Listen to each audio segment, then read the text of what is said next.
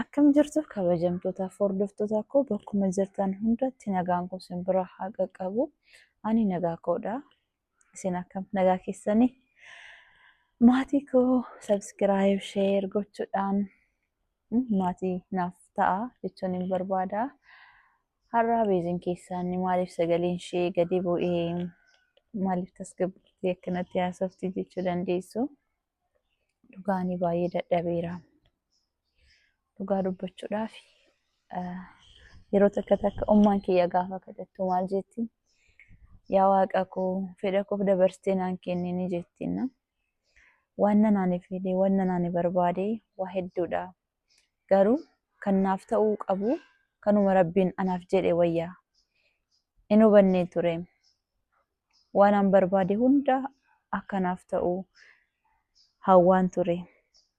Anis ilma nama waan ta'eef ijoollummanis waan natti tureef bilchina sammuullee takka takka dhabuun aarsaa guddaa nama kaffalchiisa. Tureeyyuu amma gaabbaan jira garuu amma deebi'eera. Yeroo fudhatullee hubadheera. Umriinis waa hedduu nama barsiisa.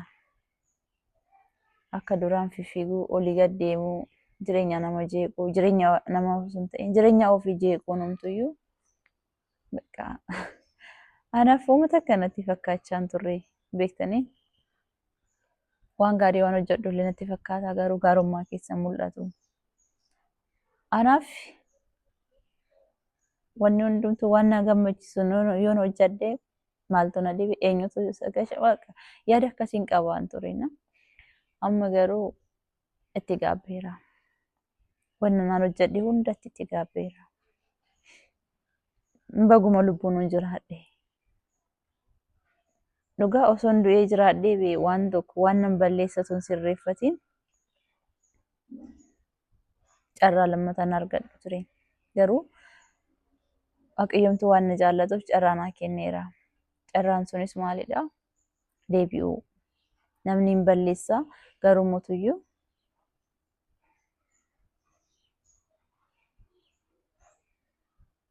balleessaa ofii beekee mootuyyuu yoo deebi'ee gaariidha waan ta'eef ani jalqaba maatii kootiin baay'ee gaddisiiseera. Obboleessi kiyya baay'een gaddisiiseera. Caalmaatti ummaa kiyya gaddisiiseera. Obboleessi kiyya dhimma isaati. Har'aallee dhimma isaati jechuun danda'a. Maaliif? Innis jireenya mataa isaa jiraachaa jira. Gama jireenya kootii waan isaa gashu hin jiru. Garuu gorsa sanaan fudhadha. Akka nama tokkotti na deebisee na qajeelchee na gorsuun dirqama isaati. Isarraan fudhadha. Garuu na hidhee na tumuu isaa immoo yoomiyyuu fudhadhu. Namni jechuun yoo hidhame yoo dhahamee miti kan sirraa'uu danda'u. Ilaalchi isaa garuu akkas waan ta'eef akkama nama durii jira miti akkasitti yaada obboleessi kiyya. Isatti illee hin qabamu. Anumaaf jedheeti. Anaan na jibbee miti. Kanaaf obboleessi kiyyaallee irra deebi'ee dhiifama gaafachuu nan barbaada. Maatii kiyyaa ispeeshaalii ummaa tiyyaatiin dhiifama gaafachuu nan barbaada. Ummaan tiyya gaafa na guddistu gatii guddaa anaaf kaffaltee na guddisteetti. Hamman baradhee barumsa kiyya xumuru hanga har'aatti anaaf ummaan kiyya gatii kaffalaa jirti. Dhumni kiyya immoo gaafa akkana ta'u isheetti illee hin tolu.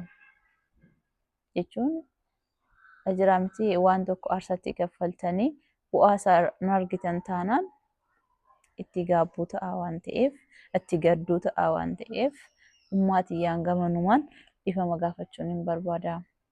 Ummiyyee dhiifama akkanaaf gootu abdiin qaba. Dhiifama naaf godhi.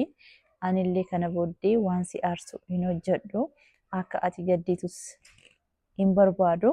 Anatti gammaddaa, anatti bohaartaa. Dhiifama naaf godhi. Kanas jechuun hin barbaada.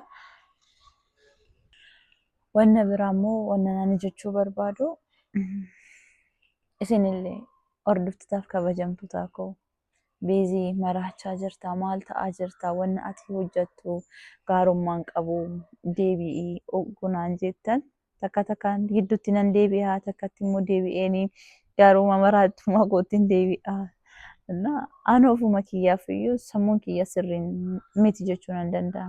Maaliif yoo otoo sammuun kiyyaa nagaa ta'ee otoo sammuu gaarii qabaadhee oguun kana jedhu nagaan qabaabe sammuullee nagaan qabaa nan hojjedha. Hojii iddoo tokko miti iddoo 3-4 hojjedha. Sa'aatii qabu hundatti fayyadamee garuu hojii qofaa miti jireenya keessan keessa kan gammachuu isinii kennu.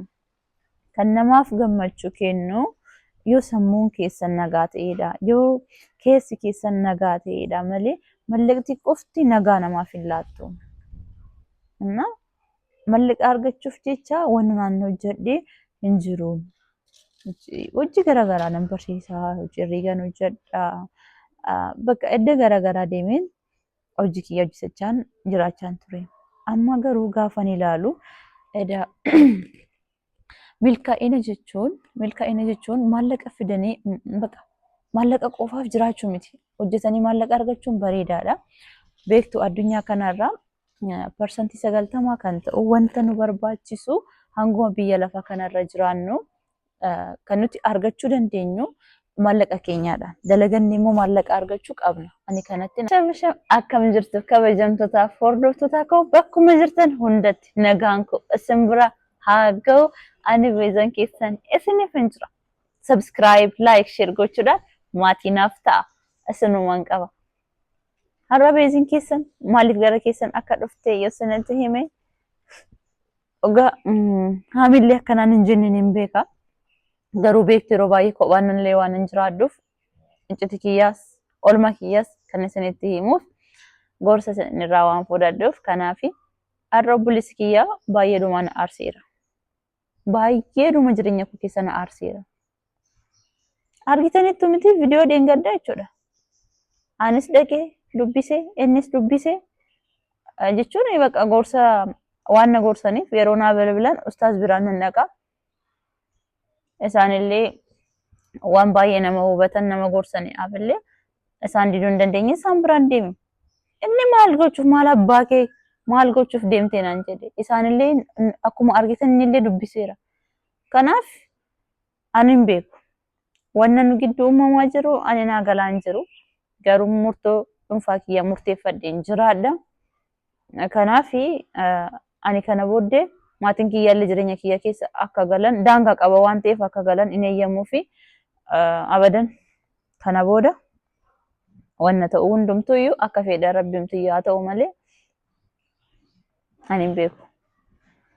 Jireenya kiyya keessa jira miti መጫወቻ ሜዳውን ሰጠዋቸዋ ተጫወቱብኝ እኮ እንዴ እኔ እንደ ኳስ መጫወቻ አደረጉኝ እኮ እንዴ ወንድሜ ቢሆን ማንንም ቢሆን ሁሉም የራሱ ህይወት አለው በቃ ማንንም በኔ ህይወት አያገባውም የፈለኩትን ማድረግ እችላለሁ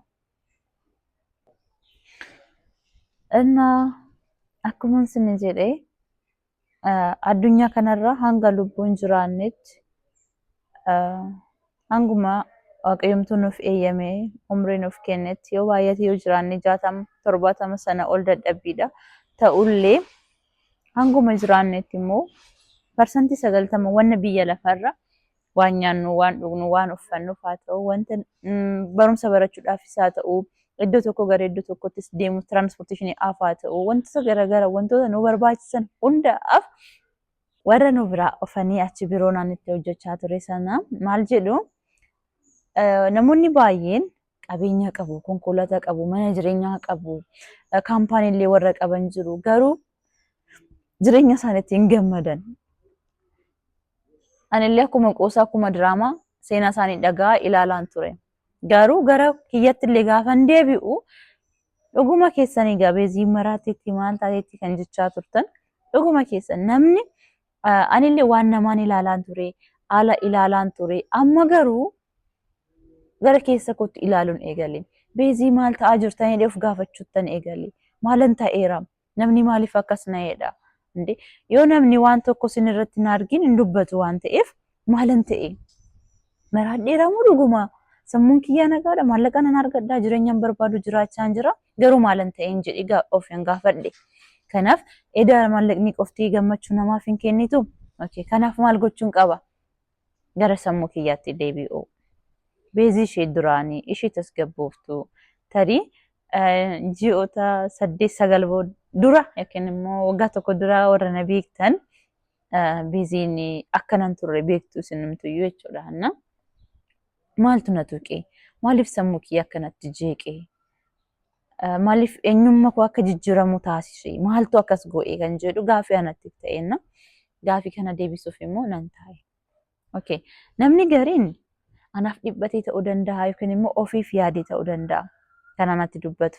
Gaafa namni ofii isaatiif illee isin barbaadu karaa isaatti akka goortan fa'aa namni isin gorsu jira. Garuu namni anaaf illee yaadu jira. Hunda caalaa mootuyyuu ani umri kiyya kanaatiin waa hubadhee waa beekuun dirqama koodha. Jechuun ijoollummaan qabu eeyyan wal sobuun hin jiru ijoollummaan qabu. Kanaaf waan na fayyaduuf waan na miidhumuutuyyuu gorsaa fudhachuu hin qabaadde illee isinirraallee ta'uu danda'a, obboleessa kiyyaallee ta'uu danda'a, kan umma kiyyaallee ta'uu danda'a. Gorsa sana fudhadhee jireenya kiyya gara fuulduraa jiraachuun dirqama kooti. Amma akkuma argitan viidiyoo dangaddaallee ilaaltaniitu obboleessi kiyya maal jechaa jira? Kan inni jedhu Iruma ansi filadhee si fideetiin ala nama tokkotti hin heerumtu jedha. Barbaadu maal jedha? Indee namayyuu ati dubbisuu qabdu nama an beeku ta'uu qaba. Nama naan hin beekne dubbisuu hin qabdu. Maal jechuudha? An ustaaza gaafan dubbisu maa dubbiste jedheen alola. Gaafa antiidhaan dubbisu maa dubbiste jedheen alola. Hiriyyootiin koo ammaa warri Hindoonni iyyuu jiru. Hindoota jechuudha. Itoophiyaa keessa warra kaampaanii keessa hojjetan jiruna. Kaampaanii isaan keessa iyyuu nan hojjedhaani. Kanaaf gaafa nun hojjedhu immoo iyyuu isaa wajjin laaqana nyaachuun jira, wajjin bahuun jira. Kana fa'aa ilaalee nama naansiif eeyyameetiin ala nama tokko akka hin dubbisne. Amma ustaazicha baay'eedhumaan isaan kabaja. Baay'eedhumaan isaan jaalladha jechuun bakka wanna jireenya kiyya keessa na fayyadu danda'u na gorsaa jiru waan ta'eef. Obboleessi kiyya maal jedha? Isaan hin argine. Okay, kanaaf gorsa illee hundaan fudhattan isin galee maatiinis gaafa isin gorsu wanna isin fayyadu keessa fudhattanii wanna isin hin fayyadne immoo abadan dhiisuudha. Kanaaf jireenya mataa kiyya kan hin jiraadhu anaadha. Murtoo mataa kiyya murteeffadheen jiraadha. Kana booda dhimma abaluun akkas na jedhee akkas jettee naamin jedhee jireenya kiyya illee hin jeequ. Kanaaf beeziin keessan kana booddee nagaa argatteetti fayyiteetti. Ogaa nagaan qaba ammoo fayyeera jechuun yaada kiyya geeddaradheera. Ani kana booda jireenya mataa kiyyaa akka yaada kiyyaatti akkuma rabbiintu naaf yaadetti isatu na jiraachisa waan ta'eef abdiin jireenya kuusa waan ta'eef akkasittan jiraadha malee kanaaf isinillee hin aarsu jireenya kiyyaallee hin jeequ. Amma yoonaan obsitanii ana faana waan turtaniif isinillee guddoo galatooma. Ammallee isinumaan hin qaba. Subscribe gochuudhaan maatii naaf ta'a. Nagaan naaf jiraadha. Baay'ee dhumaan isin jaalladha. Kaamera kiyyan cufadha. Sunta daqiiqaa